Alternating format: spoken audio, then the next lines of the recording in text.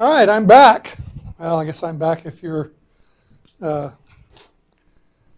watching this part 2 of the Introduction and Overview for Environmental Economics right after you watched part 1. In any event, I still got my graphs up here from part 1 because as I was preparing to do the part 2 video, it occurred to me that these were sort of overriding factors in my discussion of some of the issues. So, I may want to point back and forth to it, but nothing new here that we haven't already gone over. But maybe that'll help right here in the context of what we want to go over. Let's start by talking about some trade-offs and the fact that they're pretty much ever present, and that the environmental trade-offs aren't just between the environment and producing more stuff, materialism and having faster cars and cheaper televisions and all that other stuff. It seems to be what the main environmental trade-offs are. But in fact, there are environmental trade-offs to environmental solutions. One that seems to come up quite often is the marginal social cost being more than the marginal private cost for wind-generated power. Wow. I bet you didn't think of wind-generated power as a source of pollution. Well, the fuel, the wind, of course, isn't pollution. In fact, the more the wind there is, if there's any other emissions, they blow away.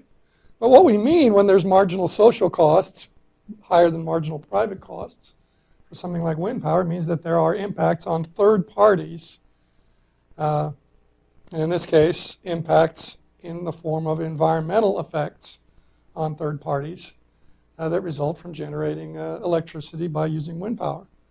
Namely, that when you erect the towers, you do at least two things.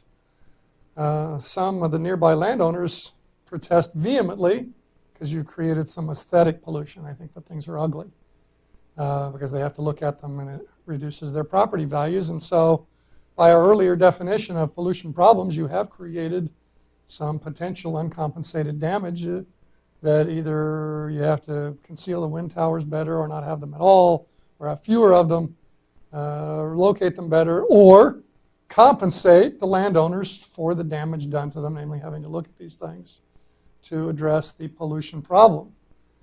And then the other form of pollution is that it turns out that wind power, these turbines that are rotating to generate electricity from wind, kill birds and bats. And the bats tend to be pollinators of a lot of plants, so that has a secondary environmental effect, namely not as much production of the plants, and therefore the animals that depend on those plants. You see kind of a cascading effect. One thing leads to another of the things that the bats, if they'd been alive, would have otherwise pollinated.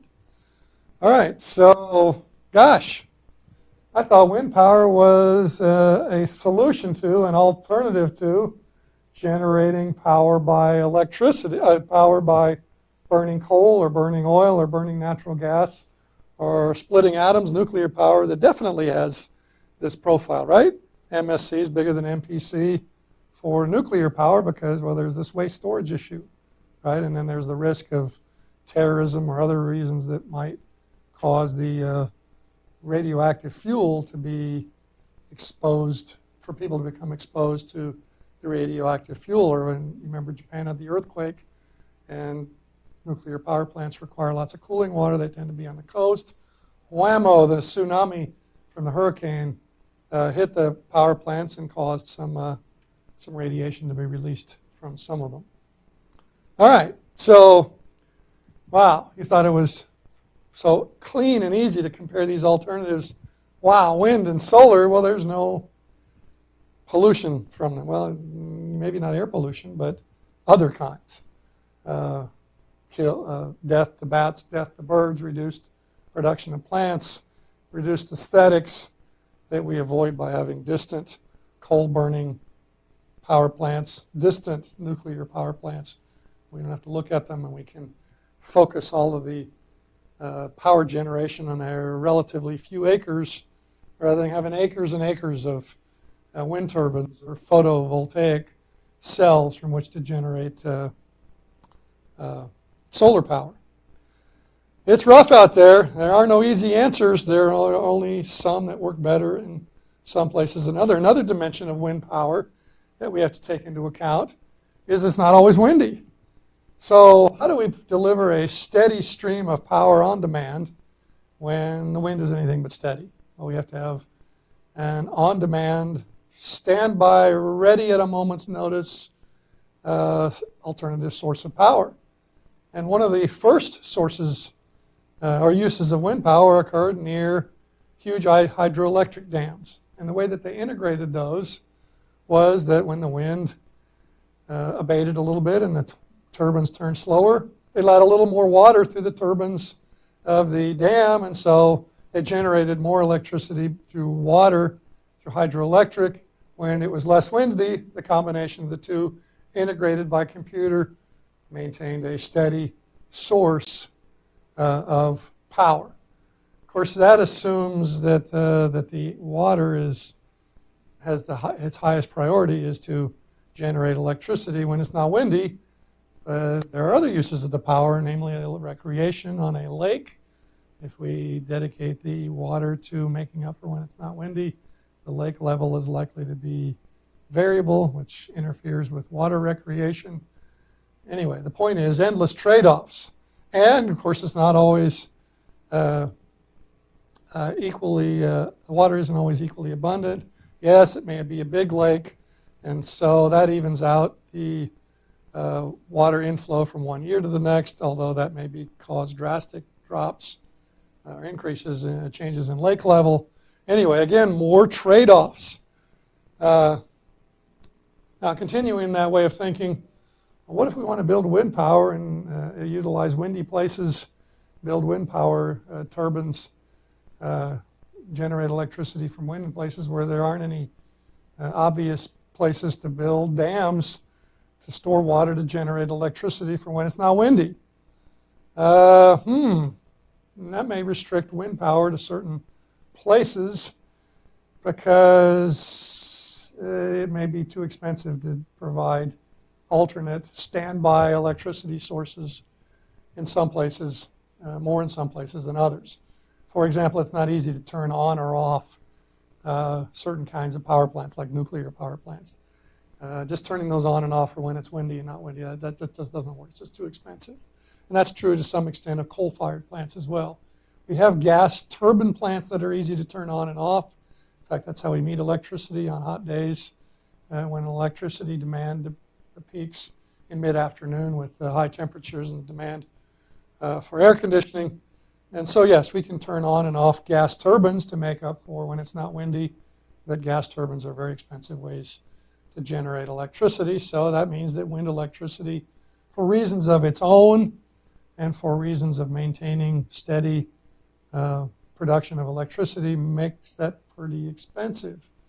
And then now we can visit the notion of pretty expensive. What do we mean by that?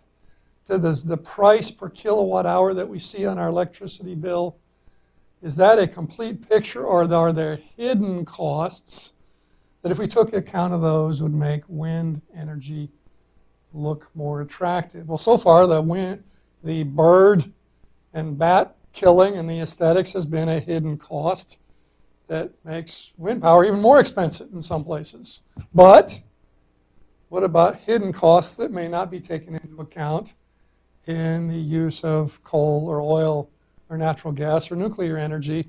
A lot of people will tell you that despite environmental regulations and various kinds of taxes and fees that we haven't fully internalized, included in the price of electricity, all the costs of relying on coal, global warming threats, or relying on oil, being vulnerable to cut off from foreign sources, although that's less of an issue than it used to be because of the fracking technology has made it possible to produce more oil within the United States, less reliance on foreign energy.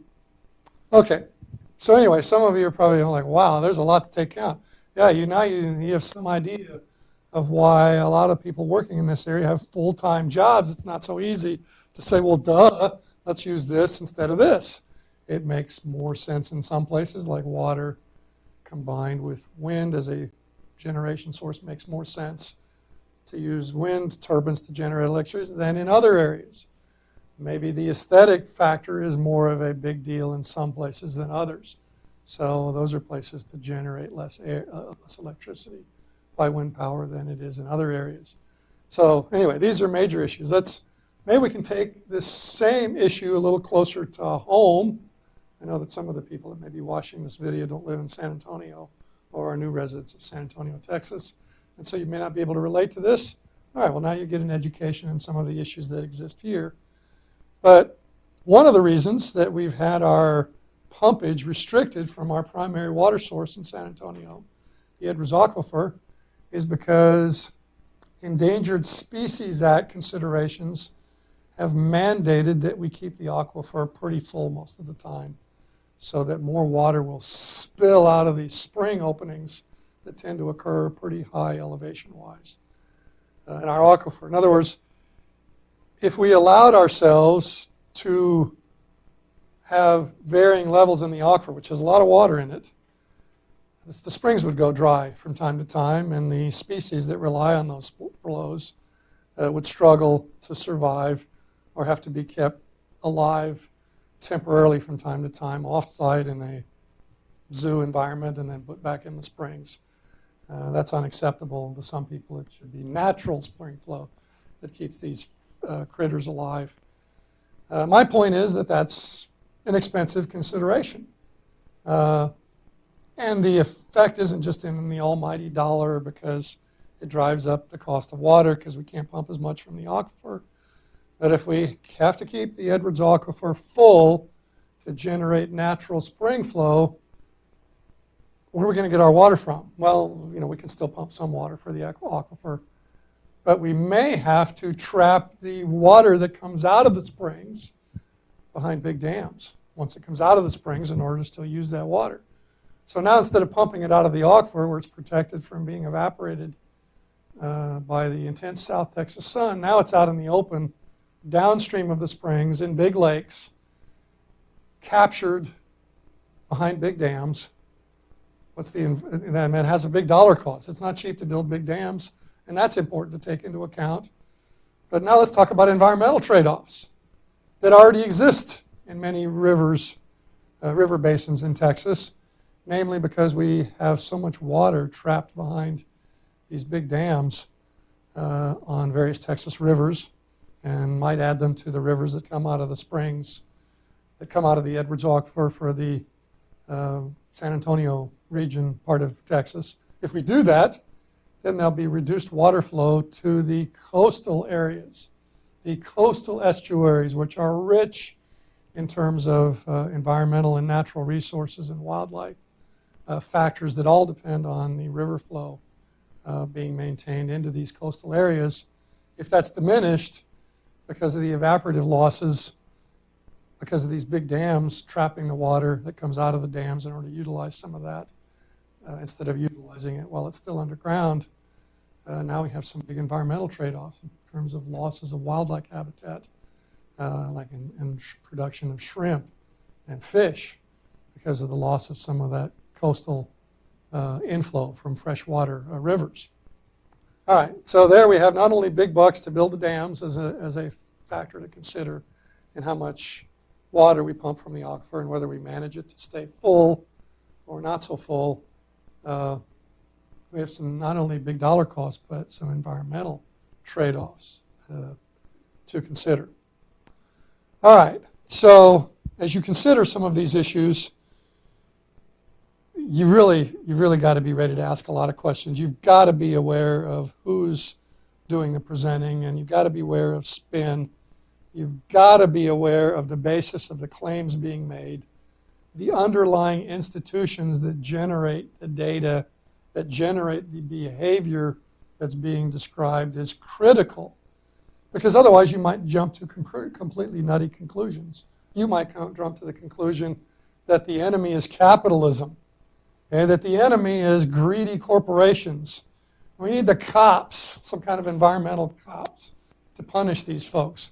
That we need a lot of command and control regulations to keep these greedy corporations and reckless users of goods and services from getting away with this environmental carnage. What may be at issue is simply poorly defined, unenforced private property rights. I described this a little bit in my Part 1 video.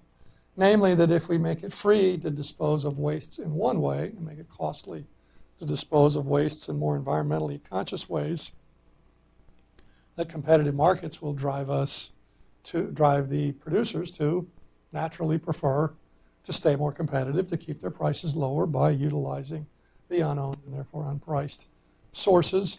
And so the problem may be that we've presented the producers, these supposedly evil corporations that are just trying to stay competitive in their marketplace, with a set of choices that they shouldn't have. And maybe the solution isn't to restrict their access to the unowned and unpriced source of waste disposal capacity, but to make that waste disposal capacity owned and priced. Maybe it should be publicly owned and priced. Maybe it should be privately owned and priced. So how would we privately own and price the ability to process wastes and dispose of them? Well, how about having a finite amount of waste disposal capacity defined and assigning private property to some share of that overall capacity? Say we determine that a particular river has the ability to process 100,000 gallons of a certain kind of waste without any noticeable impact on the river quality or waste. So then we allocate shares in that ability to process that much waste and let those shares be bought and sold in private markets. The government's only role in that market, which if you may recognize it, that's called cap and trade. The government's only role in that kind of a market is to make sure that the users of these limited resources don't exceed the amount that they purchased. Namely, let's say they purchased access to 1,000 out of the 100,000 gallons per year of waste disposal capacity, that to monitor their use of that resource, that they don't dispose of more than 1,000 gallons. And that if they want to dispose of more than 1,000 gallons, that they buy from someone else at a market price some of their ability to access that waste disposal capacity, so that if somebody disposes of more, somebody else has to dispose of less. All right, so unenforced, undefined, unowned, unpriced property rights may be the villain. Rules that, as I noted in my first video, might at one point have been perfect because there was no scarcity, now are no longer appropriate or anything but perfect because now there is scarcity, that there's overuse of the environment's ability to process waste if that right is not privatized. Other issues that may arise in the claims about certain environmental problems and whether they're severe or not severe may be a difference between urban and rural. Maybe in a rural environment there's no problem, again, maybe because it's not scarce. Maybe in an urban environment the described behavior is problematic because of the population density around. Maybe the problem is not due to unenforced property. Well, maybe it's unenforced. Maybe it's not due to lack of private property rights or unowned and unpriced. It may be that it's unenforced. Okay, this is an issue that comes up a lot in the difference between developed countries and developing countries, which is typically an optimistic and perhaps overly optimistic term. Unfortunately, many so-called developing countries have been in the process of being way short of developed for a long time because of corruption. If you want a one-word explanation for why some places are poor and others are not, the usual one word would be corruption. And a longer description of the same thing, which is important, is that you have crony capitalism rather than the real McCoy, which is real capitalism, an arm's length pursuit of self-interest, which is constrained by private property rights and clean exercise of power, the rule of law, where the courts don't favor somebody over somebody else because they have connections. No one is above the law all are treated evenly by the law. That's real capitalism. And there's a big difference between real capitalism and crony capitalism. When people mistake the two and they assume that one is the same as the other, they sometimes centrally control the economy. They impose central planning on free enterprise, which to a lot of people this looks like pure chaos. But no, free enterprise is anything but chaos. It's guided by the price system. It's guided by property rights. It's guided by price change.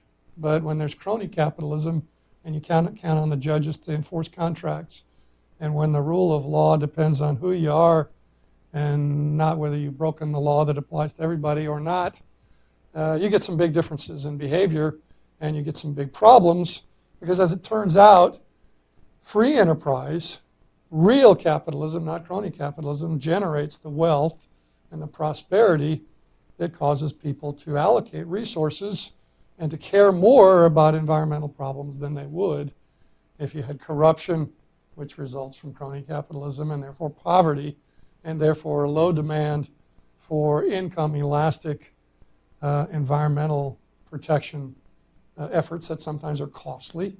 And that's so people have to say, you know, I'm willing to pay to have, for example, the visibility at the Grand Canyon to be better than it otherwise would.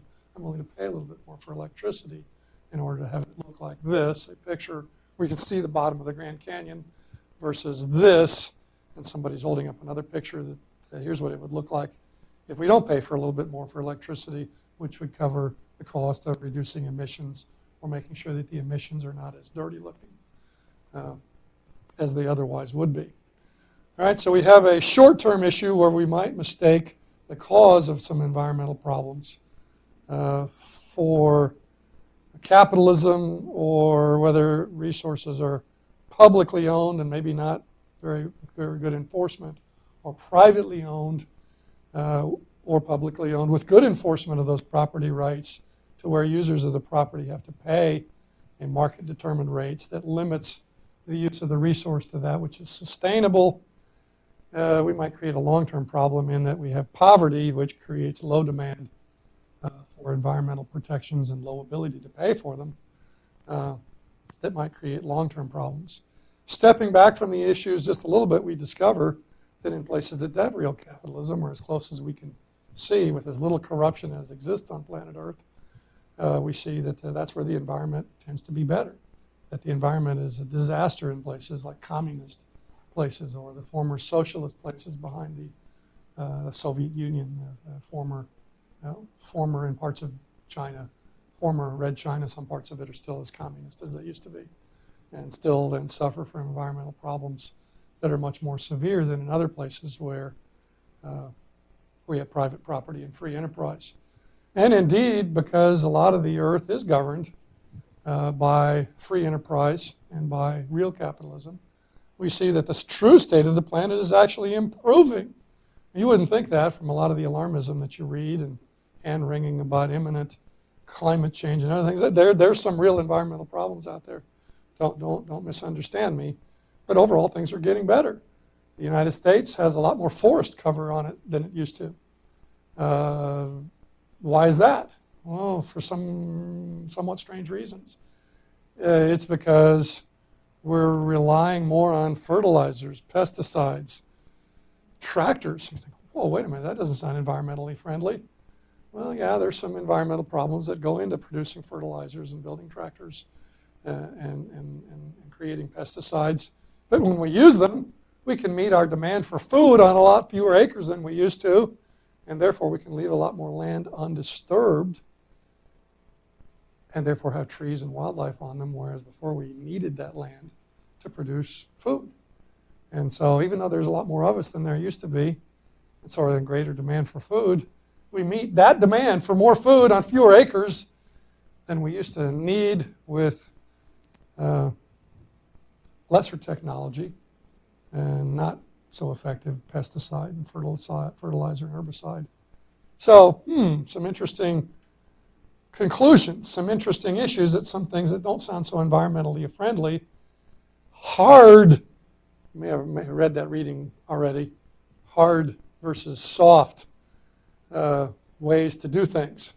sometimes the hard ways to do things, nuclear power, using coal to make electricity, oil to do things, are a lot more environmentally friendly in the long run than the soft approaches, which, for example, like wind power that we've been discussing, consume a lot more land than the hard approaches, say, like nuclear power do. Then I'm not taking any sides on any of these things. What I'm telling you is that there are trade-offs that are not always all that obvious, and so we need environmental economics to flesh out what those trade-offs are so that the policymakers who will consider efficiency, but not just efficiency, will at least be able to put some price tags, some efficiency losses.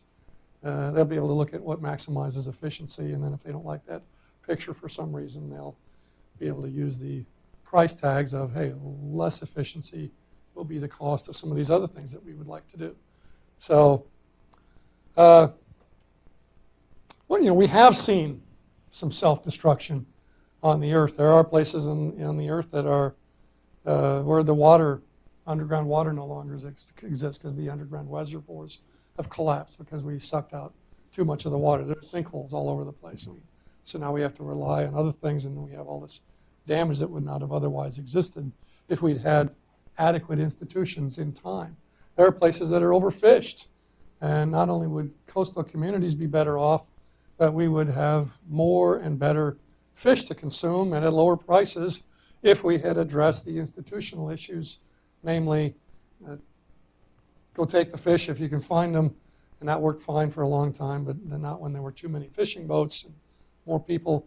If we had addressed those earlier, we would have a lot better situation in the fishing communities and in fish markets than we have now. So we've seen some self-destruction, and that's produced some pessimistic models about how economic systems and political systems combine in combinations. And these models haven't performed all that well, but maybe it's just that we haven't reached the limits that they've said exist yet. And so let's not just totally dismiss those. Maybe there is a limit. I think about this, for example, especially often when I think about population growth. We're at 7 billion and counting. Are things going to keep getting better, or at least not any worse as population grows? So far, that's been the case, but maybe at some point, at least in terms of some things for which there are no substitutes, things like scenic places, national parks, and wilderness areas, maybe some of those will begin to be jeopardized, at least for some people, because, for example, if we use price systems to ration out what's available, it's going to get increasingly expensive to visit a national park, right? Because there's only one of them. There are no true substitutes for them, at least for some of these unique places, Yellowstone, Grand Canyon. Yeah, maybe you think of it as well, if I don't go there, I can go somewhere else and still have a nice experience. All right, so maybe kind of indirect substitutes, but if we ration those strictly by a price mechanism, some people are never going to visit some wilderness areas and national parks, so they just don't have the money to do it. Some people poo-poo that because they say, look, if you've got the money to get to these places in the first place, you've got the money to pay any likely entrance fee that would ration the amount available. Let me give you another example. There's this really cool place, I think it's barely in Arizona, it's near the border. They ration, the owners, the Bureau of Land Management, ration access to that by first come, first serve. Now, that means I'm likely to never see that place. My time is too scarce to go to that Bureau of Land Management office that has jurisdiction over that really cool place in really northern Arizona, almost Utah. And so pretty much, unless you live there and you can stand there all day in line and maybe still strike out, that all the permits are gone before your place comes up. Unless you're one of those folks, you may never get to see that place. Is that a better rationing mechanism than, hey, BLM has costs, has a budget, and maybe instead of making the taxpayers pay for that, maybe we should generate some of that budget by charging whatever the market will bear to see this really cool place. And, we don't want to damage it, so we can only let X number of people go there, and at that restriction, we can charge $100 a person per day to go there, and wow, that's a lot of money, but, when you think about how much it costs for anybody that doesn't live there to go there, the $100 a day isn't very much compared to traveling days and days to get there from large population centers, which are mostly in the east. and then by golly, once you get there, you want to be able to get there, right? You travel from New York or Philadelphia or Chicago to this cool spot in northern Arizona, and then you discover after all that you can't get in because you didn't get in line in time. And you didn't have time to stand there for days and days while you're doing nothing other than hoping that your turn comes up before they run out of the permits. All right, so back to this notion of pessimism about there being real constraints on how much of something we can do. There are limits to growth. Maybe we'll just keep on finding ways to substitute for most things. And some things, well, if there aren't any substitutes, we can do some combination of what the market will bear for most folks and some sort of limited allocation we give away to make sure we don't exclude all the low-income people from it. And then again, maybe since we so far have found substitutes and innovative ways to cope with scarcity and make switches at the last minute when we're about to run out of something, if we are, to something that we can serve in there, maybe the optimistic model is appropriate. Maybe there really aren't any real scarcities, and if we just let the price system, by scarcities I mean ultimate scarcities where we're going to run out of something, if we just let the price system work, that will motivate innovation. High prices motivate discovery of substitutes, and at the same time will restrict access to what the environment can bear. Some combination of substitution and innovation is likely to continue to result from the price system exacting its toll through higher prices and then lower prices once we find an alternative that's cheap through technology or just discovery. What we need then is to just be really clear and complete in our comparisons of the different alternatives. Let me just list some of the alternatives, and some of those I've already listed just because I keep going off on tangents to provide illustrations. But we think of coal now as a really dirty fuel and as a problem. But it wasn't all that long ago, 100 and something years ago, that it was a solution. How can coal be an environmental solution? Well, at the time, people were using trees for fuel and were using wood to build things. And when coal came along, we were able to build things from steel because we could use the coal to help make the iron to build the steel. We no longer was relying on wood, so we didn't have to cut down as many trees. And we could use the fuel from coal, the coal as a fuel, to provide heat, to heat our homes, to not freeze to death in places like Northern Europe, which is, if you look at a map, it's pretty darn far north and it's cold there. And likewise for many parts of North America and the United States. It gets cold in the wintertime, and even in much of the spring and fall, you want home heating. And before there was coal, that meant cut down trees for wood, or at least if you didn't have to cut down trees, you were lucky to just haul out all the dead wood in the forest.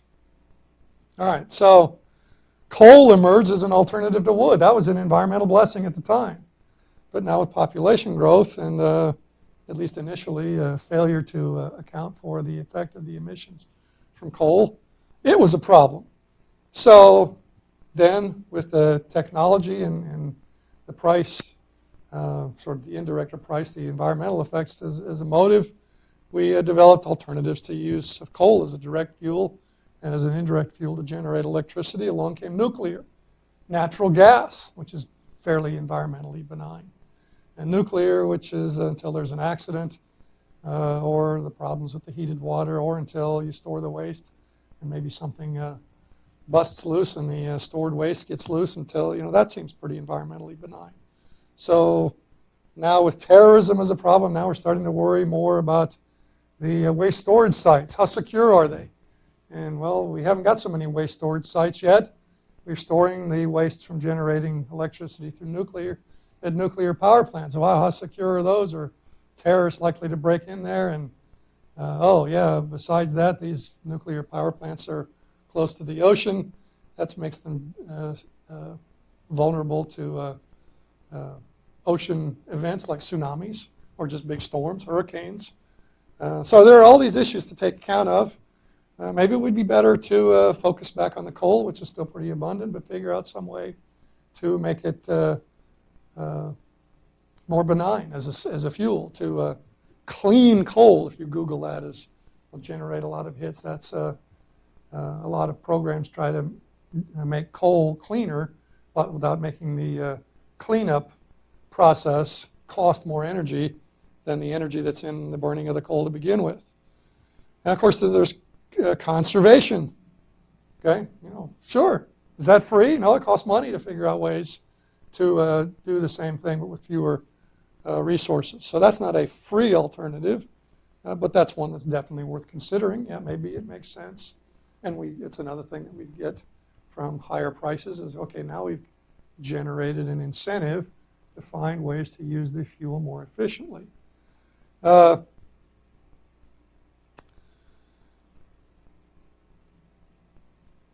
I said initially in my part 1 of this video series, this intro overview video series, natural resource environmental economics is price theory applied to environmental and natural resource issues and conflicts in the uses of resources that result once they're scarce. Maybe what we ought to do, since we know that central planning doesn't work, which means bureaucracy is deciding what we should do, how we should do it, where we should do it, and who gets what from the uses of the resource. We know that's a disaster. We know that just doesn't work. We know that it's fairly obvious once you study it that centrally allocating any resource, whether it be industry-wide or economy-wide, just generates huge information problems and huge incentive problems. So that being the case, if we just totally buy into that notion, then what we need to do, above all else, is to make sure that price systems can do their work, which means that price systems, to the best of our ability, completely account for all of the costs and benefits, which sometimes are negative. Again, remember, benefits are all the effects of doing something, some of which are bad and some of which are good, and the costs are the opportunity costs, compliance, and administration for doing things. Maybe we better make sure that prices are complete. Maybe that should be our main focus, and that we should leave the command and control regulation, which dampens the incentive to innovate. Okay, let me just give you a quick example of that, again, going off on a little tangent before I jump back to where I had been. What if we decide to mandate the use of best available control technology to reduce emissions? And we'll get back to this a little later in the semester, but just kind of a teaser, because we've been talking about incentives and why it's important to use price systems. So we mandate the use of best available control technology. Now that sounds good on its face, right? What could be better than somebody using the best available control technology to reduce emissions? But so now you've created a situation where somebody, once they've done that, has an incentive not to want to find even better ways to reduce emissions, or to find a way not to generate the emissions, or to generate the product in different ways that creates no emissions at all, or maybe fewer emissions, or maybe different kinds of emissions that are not bad. Once you mandate the use of a certain technology, the person in compliance doesn't want somebody to come up with a newer and better way to do that, because that means that what they've just done, right, complying, buying some technology, some machine that was required, is now no longer effective, or maybe isn't even legal anymore, right, because now there's a better technology. Don't invent something new. I've got what is new. It's working, kind of, sort of. Maybe it could be better, but I'm in compliance now. Leave me alone, right? So if we just say, look, you figure out a way to do whatever you want, but if you create emissions, you've either got to pay a fee for using those emissions. You're using a scarce environmental resource. Okay, pay for using it so that you don't use too much, so that total use doesn't exceed reasonable thresholds. Or, we're going to have a cap and trade system where we just privatize access to the environment and make sure we don't privatize too much access, so that we stay within reasonable environmental thresholds. Let the price system do its work. Now, when might you want to use a command and control system? Well, price systems do what? They allocate a limited quantity, okay, to the highest value uses. Cool, right? Now, what if the quantity that you want to allocate is zero? Really toxic stuff. Maybe you don't want to allocate the right to release a certain amount of plutonium or botulism into the air. Right? Maybe that's just fine for carbon dioxide because, hey, I just exhaled a little bit of it, and I don't want to be told that I can't do that, right? Because then I drop dead. We want to have the right to have some carbon dioxide emissions, right? Because that's just a normal part of biological activity. But botulism and plutonium, which are really nasty things in small quantities, maybe we do want to command and control the creation and or treatment and or disposal, if we have to, of those. But for anything where a reasonable quantity is appropriate, maybe we want to use the price system. All right, I think that's enough for now. I think we've introed and overviewed enough. Now we're going to get into some of these things in some considerable detail, and we'll be using these models quite a bit. We'll be adding demand lines to this graph that say, hey, as long as the demand intersects short of Q prime, things are fine. We don't need any government regulation. We don't need any government intervention. We don't need anything to say that the price is not capturing all the costs, to fix the price. Once it intersects out here, maybe we do. And likewise, maybe there are differences in the way we move QE to Q star. Okay, we'll get into all of those things and how we tell and when we're there and when we're not. And some of the important differences are the politicians are more likely to adopt some than others, even though that some might be a little more efficient than others.